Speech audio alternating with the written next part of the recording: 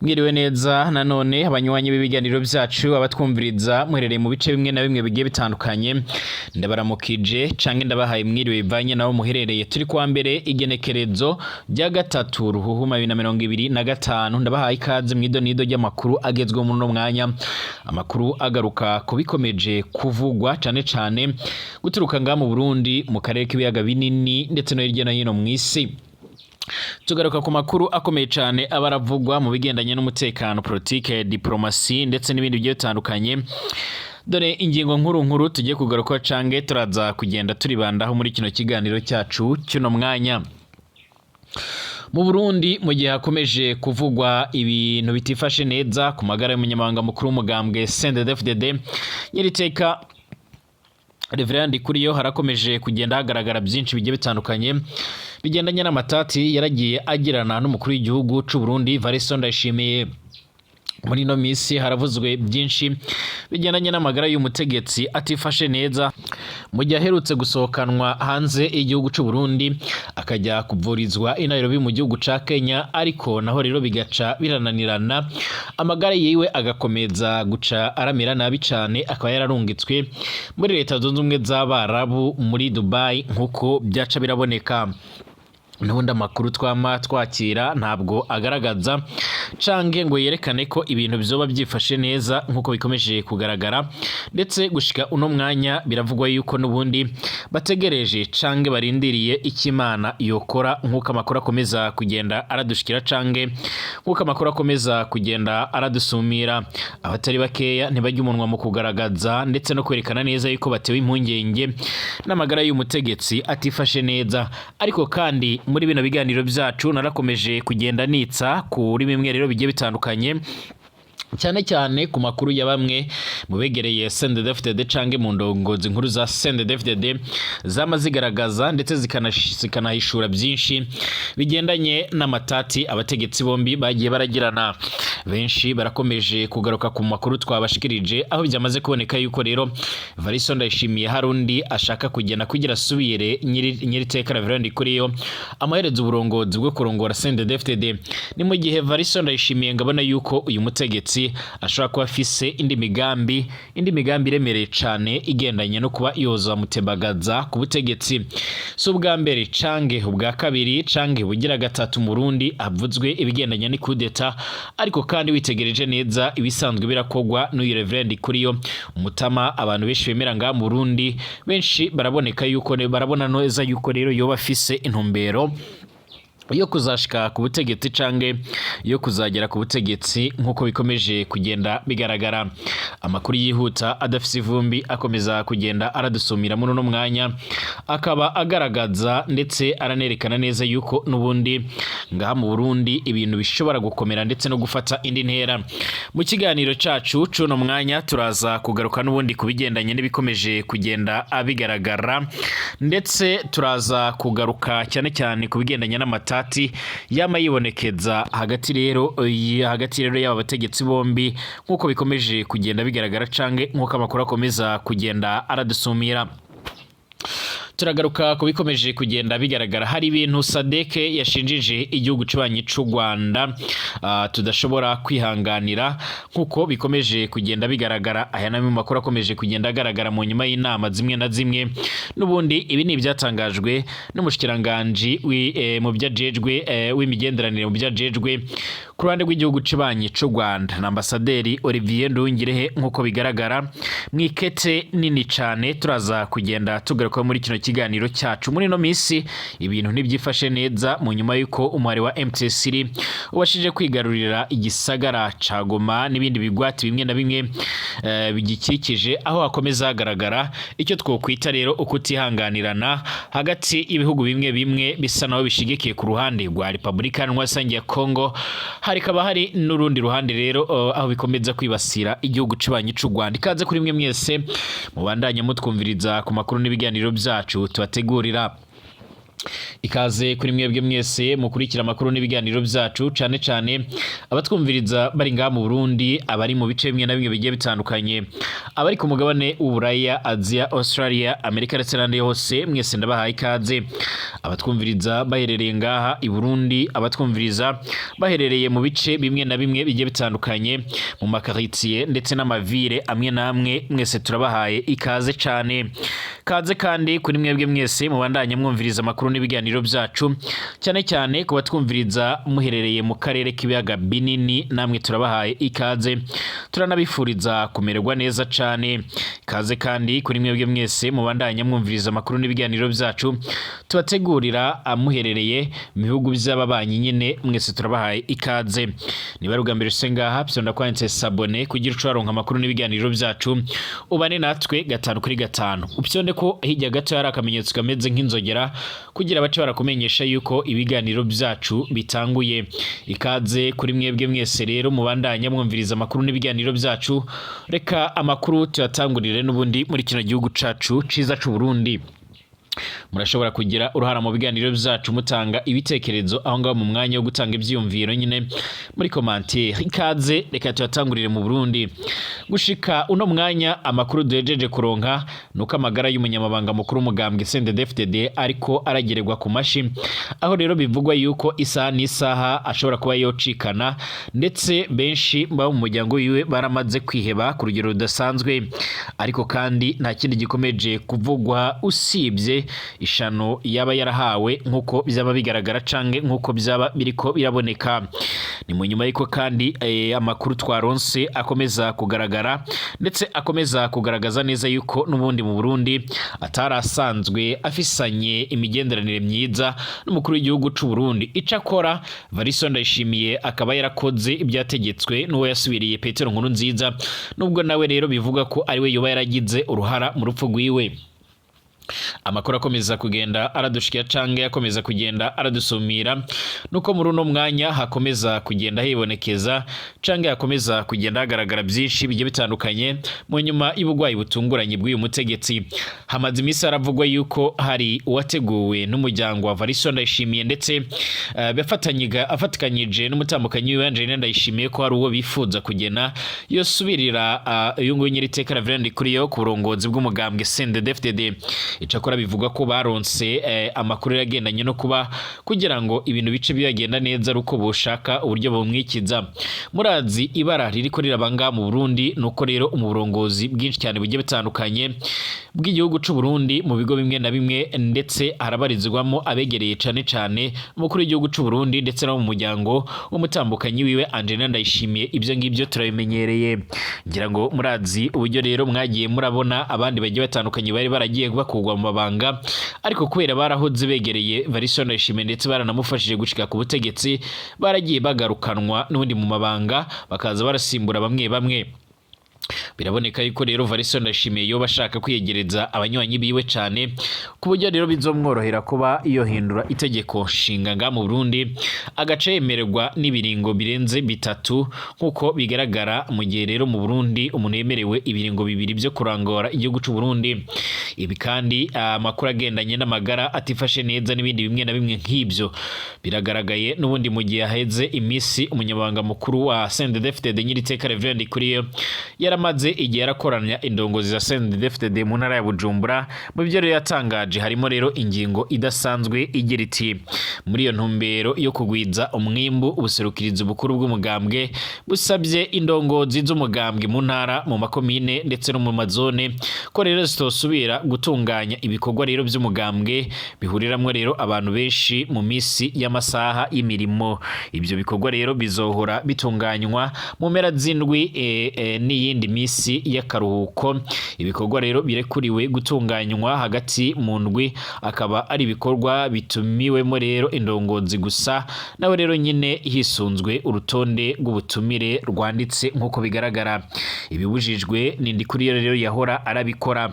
Ibi ni biboneka yuko Evariste Ndayishimiye nawe yarafise uburyo rirategura amanama, ariko agategura amanama abayobozi bakuru b'igihugu batayarimo. Igitangaje mu ngingo Evariste Ndayishimiye rero yatangaje nuko ivyabujijwe ari wenyene yahora abikora. Kuri ana ku makuru tubandanya tubashikiriza twari twarababwiye ndetse tunabereka kenshi ingere CNDD-FDD ihonyora amategeko agenga imigambwe mu gutunganya amakoraniro mu misi y'amasaha y'akazi kandi bibujijwe mu ngendo z'urutavana ko rero amazemwo igihe ndetse mu mazone yose y'igihugu. Ndikuriyo niyahengeshanyaga rero guhagarika imirimo yose mu makomine aho ageze, amashuri yaca ahagarara, amasoko akugara, hamwe rero inama zakorwa rero ijoro bigatera amakenga. Ni kenshi kandi twariyamirije ingene ajana rero abajejwe intwaro mu bikorwa bya CNDD-FDD akabikora mu myanya y'akazi bahembegwa y'igihugu nk'uko bigaragara. Evariste Ndayishimiye yoba rero yikanguye akabona umukino wa Ndikuriyo ndetse akaba ariyo mpamvu yoba arashaka ko yo mwivugana canke yo mwikiza. Ndikuriyo yoba wenyene rero yifatiriye ibihano canga se ni Ndayishimiye yamufatiye ingingo aca anamutuma kuja kwivuguruza canga se kubyivugira. Ico bikoze muri ino misi iheze n'ubundi ubwo atari yaragafashwe na burabugwayi byarabonekaga yuko Perezida Evariste Ndayishimiye ashobora kuba rero atanguye kubona ko rero ingendo za Ndikuriyo zifise ico zinyegeje. Muri myandagaro igisirikare carabujije kwambara imyambaro ya gisirikare n'igipolisi mu gihe Ndikuriyo yari asigaye aduga muri izo nama yambaye imyambaro isa n'iyigisoda akongera akayikwiragiza rero mu mbonera kure. Iyo ngingo yarafashwe inyuma yaho rero twerekaniye amakuru nyine agendanye n'uburyo rero mu Burundi ibintu byabigiye kongera gufata indi ntera ndetse bikaba bishobora gutera imyivumbagatanyo. Amanama y'urutavana ko ya Evariste Ndayishimiye nayo rero yaratuma mu gihugu cose Ndikuriyo aboneka nk'uri hejuru y'inzego zose ku buryo rero ahagarika imirimo yose y'igihugu mu karere aba agiyemwo mu mwanya muto. Ndikuriyo rero yari yashoboye gutanga ishusho y'umutegetsi yegereye abanyagihugu kurusha Perezida Evariste Ndayishimiye yibera mu ngendo z'urutavana ko hanze y'igihugu. Nta wundi mukuru rero wa CNDD-FDD yari bwigere yiyerekana nk'uri hafi y'abanyagihugu kurusha umukuru w'igihugu c'u Burundi. Ibi ngibi biboneka yuko ari byo rero abahanuzi ba Evariste Ndayishimiye baba baramugiriye ko inama bigatuma n'abafata ingingo zibereye. Iyi ngingo yarafashwe mu gihe haheruka kugenwa rero giturumbuka abanyamabanga ntunganya bisata bashasha muri CNDD-FDD. Ababikurikiranira hafi baravuze yuko abagenwe begereye cane Perezida Evariste Ndayishimiye. Birashoboka ko rero mu burongozi bw'umugambwe ku rwego rw'igihugu Evariste Ndayishimiye rero asigaye afise amamuhinduza ingingo nk'uko byoma bigaragara. Gushika ubungubu kandi abatari bakeya bakaba bayemeza ndetse banagaragaza neza ko Evariste Ndayishimiye yoba yarafise imigambi iremereye cane, imigambi igendanye no kuba by'umwariko ashaka gutegura uzosubira Evariste Ndayishimiye mu rwego rwo kugira ngo rero ibintu bice biratangura biramira neza nkuko bizoma bigaragara canke nkuko amakuru akomeza kugenda aradusumira. Gushika ubu kandi abo ku ruhande rw'imbonera kure n'abanywanyi ba Evariste Ndayishimiye nabo ntibajya umunwa mu kugaragaza ndetse no kwerekana neza yuko n'ubundi mu gihe uyu nguyu asanzwe arongoye imbonera kure ndetse na CNDD-FDD yogira icaba bizoca biratanga iyindi sura n'ubundi ngaha muri kino gihugu c'u Burundi ndetse bigaca biramira nabi cane. Tugaruke ku makuru ariko aravugwa mu karere k'ibiyaga binini cyane mu gihe Evariste Ndayishimiye aherutse kwibasira igihugu c'ubanyi c'u Rwanda ndetse akavuga ko afise amakuru agendanye no kuba rero icyo gihugu cyo bagishaka kugaba ibitero mu gihugu c'u Burundi. Hari ibintu SADC yashinjije u Rwanda rudashobora kwihanganira. Ibi ngibi rero biratangazwa n'umushikiranganje w'imigenderanire mu gihugu c'ubanyi c'u Rwanda. Umushikiranganje w'imigenderanire mu byajejwe na mpuzamakungu Nduhungirehe ku gihugu c'ubanyi c'u Rwanda yaravuze ko hari ibintu byatangajwe n'umuryango w'ubukungu bw'iterambere ry'ibihugu bya Afrika y'Amajyepfo SADC u Rwanda rudashobora rero kwihanganira, aho rero uwo muryango washinjije ingabo z'u Rwanda kuba rero ziri muri Repubulika Iharanira Rusange ya Kongo. ibi Olivier Nduhungirehe yarabigarutseho mu kiganiro yaragiranye n'ikimenyesha makuru cyo mu gihugu cy'u Rwanda, aho yagarutse ku byatangajwe na SADC mu nama idasanzwe iherutse guhuza abakuru b'ibihugu biyigize. Umwanzuro wa kane w'iyo nama rero yateranye ku igenekerezo ya 31/0/2025 uragira uti inama yarakiriye raporo y'ibibazo by'umutekano muke byubuye mu burasirazuba bwa Repubulika Iharanira Rusange ya Kongo. Yanamenyeshejwe n'amakuru kandi ateye impungenge y'ibitero by'umuhari wa M23 n'igisirikare cy'u Rwanda RDF byagabwe ku ngabo za leta ya RDC iza SADC ziri mu butumwa muri RDC buzwi nka Sami RDC ndetse n'abanyagihugu mu bice bitandukanye bya Kivu y'Amajyaruguru. Uyu mushikiranganje Nduhungirehe yaravuze ko ibyo SADC yashinjije u Rwanda canke ingabo z'u Rwanda ari ibintu bidashobora kwihanganirwa na gake cyane kubijya ko bije rero bikurikira ibimaze imisi bitangazwa na leta ya Afrika y'Epfo nayo rero ishinja u Rwanda ibinyoma. SADC yaragize ati uretse ko muri iyi nama ya SADC hari ibintu bavuze bidashobora rero kwihanganirwa by'ibinyoma byambaye ubusa byo kuvuga ngo RDF iri muri Kongo ngo ikaba rero ari nayo yishe abanyagihugu b'abasivile. Uyu mushikiranganje w'imigenderanire yaravuze ko kandi ibyo binyoma bitakwihanganirwa bikaba rero bije byongera ku bibazo byari bimaze imisi hagati ya Afrika y'Epfo n'igihugu cy'u Rwanda. Avuga ko byaratewe na bamwe rero mu bayobozi bo muri icyo gihugu. Ati mbere na mbere nyirabayazana w'iki kibazo ni bariya bayobozi ba Afrika y'Epfo na cane minisitiri w'ingabo Perezida Ramaphosa ndetse na Perezida Kagame baragiranye ibiganiro bibiri mu cyumweru giheze kuwa mbere ndetse no kuwa gatatu. Ibyo biganiro byaragenze neza. Mu kiganiro ca mbere banaganiriye ku kuntu iyi ntambara yorangira nta gushinjanya kurimwo, rero baraganiriye neza mu mwuka mwiza, bumvikana ko rero hafi hariya hakenewe agahenge. Icyo nicyo cya mbere bemeranyije. Yongeyeho ko kandi ica kabiri bemeranyije ko rero hakenewe ibiganiro hagati ya guverinoma ya Kongo rero ndetse na M23 kandi ko rero na Perezida Ramaphosa agiye rero gukora ibishoboka byose akabwira Perezida Tshisekedi yuko agomba kuganira n'umwana wa M23. Icyo ni ikiganiro ca mbere. Umushikiranganje w'imigenderanire Olivier Nduhungirehe kandi yaranavuze ko ikiyago ca kabiri abo bakuru b'ibihugu rero baragiranye kwa gatatu w'indwi dusozera baraganiriye ku migwano yari herutse kuba rero, aho Perezida Ramaphosa yanabwiye Perezida Kagame ko abasirikari ba Afrika y'Epfo baherutse gupfa bishwe n'abasirikari ba FARDC. Ati ni Perezida Ramaphosa wabimubwiye. Yongeyeho ati ica kabiri baravuganye nuko rero Perezida Ramaphosa yarasabye Perezida Kagame ko rero yamusabira M23 ko ingabo ziri hariya muri Sami RDC zabona amazi, amashanyarazi n'ibyo kurya. Ibyo bintu biraba. Ibyo rero ni ibiganiro by'abakuru b'ibihugu bitagomba kujya hanze cyane. Minisitiri Nduhungirehe yaravuze ko bukeye mu nyuma y'ibyo biganiro babonye ikiganiro Minisitiri w'ingabo wa Afrika y'Epfo ari kumwe na Minisitiri w'ububanyi n'amahanga baragiranye n'abamenyesha makuru, aho Minisitiri w'ingabo yaravuze ko Perezida Ramaphosa yahaye gasopo Perezida Kagame kandi batigeze babiganiraho.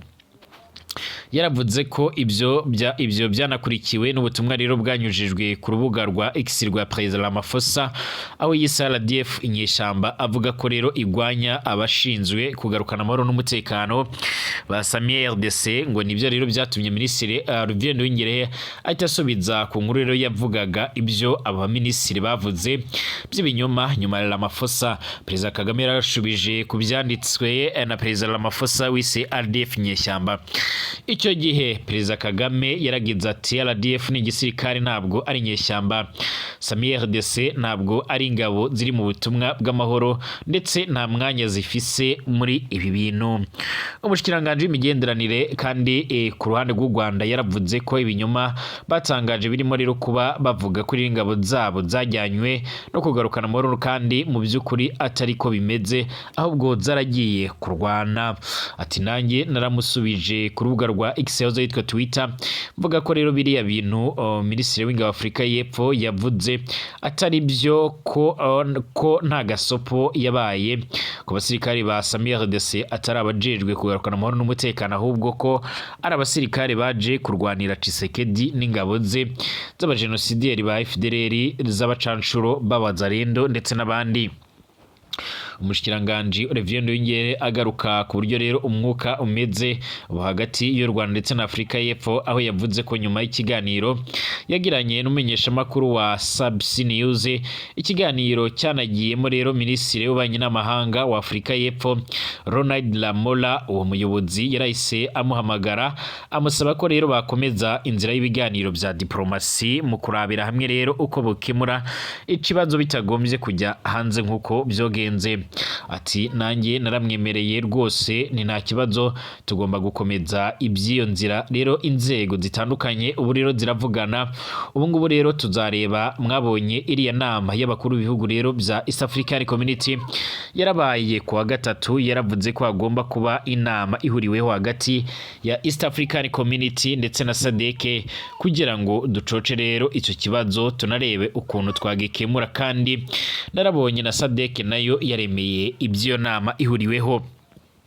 Hagati aho guverinoma y'u Rwanda irayutse gutangaza ko ihuriro ry'ingabo za Repubulika iharanira intwaro rusange ya Kongo n'imihari irimo rero FDLR abazarendo ingabo z'u Burundi iza SADC n'abacanshuro b'abanyaburaya yari ifise umugambi wo kurutera. U Rwanda rwaragaragaje ko kuba rero ingabo z'umuryango w'ubukungu n'iterambere ry'ibihugu bya Afrika y'Amajyepfo SADC riri muri RDC zivuga ko rero n'ubundi zatumiwe na guverinoma ya RDC nta shingiro bifise kuko rero ziri kurwanya abanyagihugu b'icyo gihugu ndetse ko rero gushoza intambara ku Rwanda byari umugambi wari bateguye. Rivuga ko kandi amakuru aheruka yavuye igoma yamaze gutahurwa n'ibimenyetso bifatika byerekana imyiteguro yo kugaba ibitero hateguwe hamwe rero n'ingabo z'amahanga ziri mu kurwanira mu burasirazuba bwa Repubulika Iharanira Rusange ya Kongo zirimo FDLR bigaragaza ko intego y'imigwano atari ugutsinda gusa MTS ahubwo yari gutera u Rwanda. U Rwanda rwagaragaje ko RDF irinda ubusugire bw'igihugu n'imipaka y'u Rwanda ibitero bishobora kugabwaho hagamijwe kurinda abasivile bityo ko rero zidashobora kugaba ibitero ku basivile b'ikindi gihugu.